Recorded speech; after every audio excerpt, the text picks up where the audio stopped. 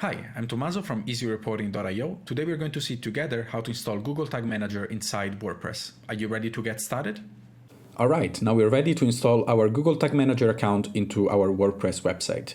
So you can see here the informations are pretty clear. You need to paste this code as high as possible in the head of the page. So we're gonna click here to copy it.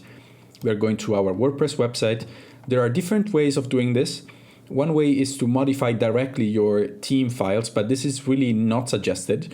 So what I think is probably the best way for now is to download a plugin that is called Insert Headers and Footers. So you can just basically Google to add new, look for it, and then install it, make sure you activate it. And once this is done, you would see here in the list, and especially in the settings, there will be this Insert Headers and Footer section. So once you go there, of course, the link to download the plugin will also be in the description of this video if you need. And this is super clear. It will just tell you where the scripts you will copy will go. So we're gonna paste the one for the header in the scripts in header section.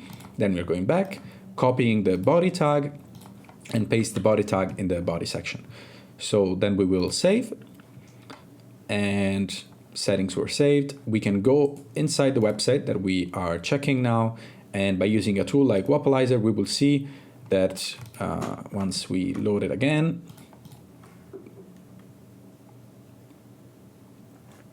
we will see that Google Tag Manager was installed. Did you enjoy this video? Well, you can like, subscribe, and share it with anyone that might find it helpful. Also on easyreporting.io, there is a lot more content on website analytics and reporting. Go give a look. I'll see you in the next video.